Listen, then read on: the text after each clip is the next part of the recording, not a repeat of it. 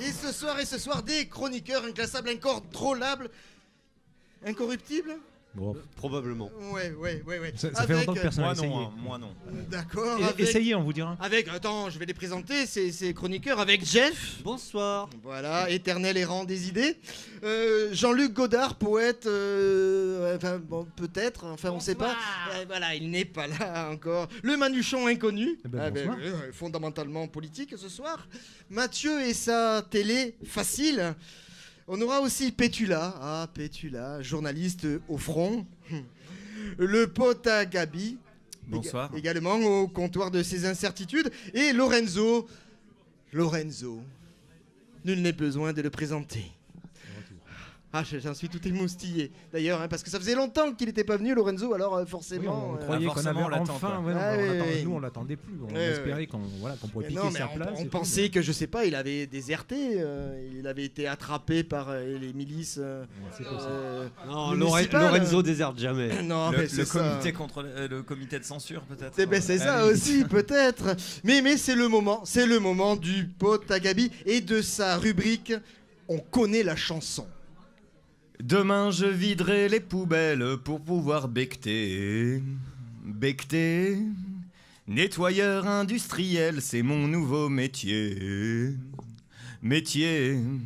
Et oui Christophe, et oui auditoire de Campus FM, moi l'incorrigible chômeur, l'incoercissible glandeur, l'incompréhensible chroniqueur, moi qui avais le travail en horreur, eh bien j'ai changé. Comme disait Jeanne d'Arc à Rouen, le jour de son exécution, je ne suis plus celle que vous croyez. Avant d'ajouter, vous voudriez pas baisser le chauffage parce qu'avec le prix du gaz en ce moment, enfin bref. S'il est vrai que l'oisiveté et que la patience est mère de toutes les vertus, que Staline est le petit père du peuple et que Cyrus est ton frère puisque Cyrus c'est qui se lave et qui se lave c'est qui se nettoie et si se nettoie c'est donc ton frère, comme aimer... Oh là là. C'est pas de moi, pas de moi, faut pas déconner non plus. J'allais dire que dès que tu travailles, il se passe des trucs. Donc, c'est donc ton frère, comme aimait à le rappeler mon cousin Gaston, il y a le téléphone qui sonne. Bref, pour éviter de sombrer dans le vice, j'ai dû me résoudre à aller bosser. Pour ceux qui seraient peu familiers du métier de nettoyeur industriel, c'est ce qu'il y a sur ma fiche de poste, laissez-moi vous en dresser un tableau qui, bien que purement subjectif, saura vous en donner au moins un aperçu. L'essentiel de l'ouvrage se décompose en 2 temps. 1. Vider les poubelles. 2. Passer l'aspirateur dans les ateliers. Et pour paraphraser mon chef de travaux, /manœuvre, /chantier, insérer ici ce que vous voulez car j'ai toujours pas compris à quoi il servait. Bref, pour le paraphraser, pour les grands espaces et les allées, tu t'emmerdes pas et puis tu prends la balayeuse. Il dit balayeuse, mais mais c'est balayeuse. Oui, c'est un mot de métier, quoi. Enfin, c'est ça. C'est un chef. À ce point-là de la chronique, il me semble important de préciser que je vais faire le ménage dans une entreprise qui fabrique des bouts d'avion. Donc, si vous voulez, je sors des poubelles remplies de produits toxiques, /radioactifs, /corrosifs, / très mystérieux. J'aspire de la limaille de ferraille, et je la respire aussi par la même occasion. Et quand je veux pas m'emmerder, je prends la balayeuse. On s'en rend pas compte, mais l'usine, c'est le plaisir d'essence à son paroxysme. Comment vous dire ? Passer la journée sous des néons blafards dans un uniforme prêté pour l'occasion, donc pantalon en 44 alors que je fais du 38, sweat en S alors que je fais du M. Bref, c'est pour le plaisir des yeux. Respirer des effluves de produits chimiques en vidant les poubelles. Façon encre de marqueur en 100 fois plus fort. Plaisir pour l'odorat et dire que j'ai pris ce boulot pour arrêter de me droguer. Bref, porter des chaussures de sécurité immondes, avoir des ampoules grosses comme le compte en banque de Bernard Tapie et devoir marcher toute la journée. Plaisir du corps. Bouffer au restaurant de l'entreprise afin de s'intégrer avec les autres et dévorer un succulent entrefilet de bœuf carbonisé accompagné de frites /mayonnaise molle, grasse et tiède. Plaisir pour le goût. Mais surtout, se retrouver à écouter dans le bâtiment de merveilleuses radios telles que Chérie FM, RMC ou Nostalgie. Et alors moi, ce que j'ai pas compris, c'est pourquoi les mecs, ils mettent ça alors qu'ils ont tous des casques anti-bruit.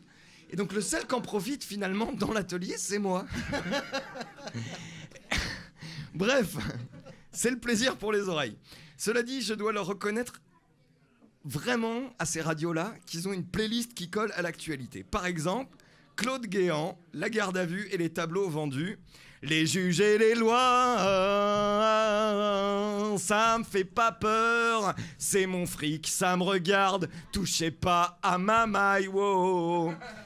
Les 20 assistants parlementaires du FN qui détournent des fonds de l'Union européenne. Oui, moi je mens impunément aux citoyens, mais sereinement. Moi je profite, vous feriez pareil. Je vais pas cracher sur l'oseille. Ça c'est Zaz, ça passe Zaz sur RMC. C'est pas reconnaissable comme ça, j'ai pas mon ukulélé, alors ça s'entend pas. Autre sujet par exemple qui colle bien à l'actualité dans les playlists de RMC, les drones qui survolent Paris aux grandes dames peut-être de la sécurité intérieure. Drone, Paris sous drone, avant les élections, ça détourne l'attention, ça détourne l'attention. Mais surtout, j'ai particulièrement apprécié le clip publicitaire pour les élections départementales. Je pense que c'est sur RMC, mais c'est à vérifier. Pour ceux qui l'auraient pas entendu, en gros, ça reprend le principe du dialogue type Leclerc, tu sais, genre « Ouah, mon chéri, t'as vu ?» Enfin, ce genre de truc. Ah oui, et ça dit « Ouah !» Et en plus, c'est des élections qui respectent la parité. Alors là, si j'avais eu le temps, j'aurais pu faire une chronique sur la parité, sur l'égalité des sexes, sur le fait que dans mon entreprise, dans mon entreprise de nettoyage, on est 15 mecs pour une nana. Mais en même temps, le chef est en train de me faire les yeux pas cool pour me dire que je suis en train de dépasser le temps imparti. Oui. Donc, ça fera l'objet d'une prochaine chronique. J'aimerais juste ajouter qu'à l'approche des élections, souvent, ça me met dans un état toujours intense de doute. Je suis plutôt, moi, personnellement, anarchiste, marxiste, tendance gros chaud, mais je suis sensible aux arguments des pro-votes ou à ceux des abstentionnistes. Alors pour faire simple, si voter ne sert à rien, et si ne pas voter ne sert à rien non plus, alors j'ai pris ma décision. Je vais voter parce que ça fait plaisir à ma maman. Et c'est dire mon intérêt pour la démocratie actuelle. En fait, je vais voter par procuration, même si c'est moi qui vote. Et à la radio aujourd'hui, justement, quand j'étais en train de me dire ça, j'ai entendu Jean-Jacques Goldman, et là, je suis sûr que vous pensez que je vais faire ce que je vais faire. Je vais voter par procuration, même si je sais que je suis un pigeon. Là, c'est vraiment la chanson que je connais pas, alors. La démocratie, de toute façon, moi je ne me fais pas d'illusions. Bref, tout ça pour vous dire que je suis allé bosser. On comprend pourquoi il a du succès, Jean-Jacques Goldman. Et bon, ça va, je connais pas la chanson, j'ai entendu RMC avec des mecs qui faisaient de la perceuse à côté, faut pas m'en vouloir. Bref, tout ça pour vous dire que je suis allé bosser et que pour la première fois, je me permets d'affirmer à pas plus haut que le bord que ça y est, c'est vrai, je suis un putain de prolétaire de gauche. Bravo, bravo. Et du coup, je vais m'en relire Proudhon et Bakounine dans le texte et dans le contexte pour une fois. Ça changera pas grand chose, mais bon, on connaît la chanson. Bravo. Les potes à Gabi.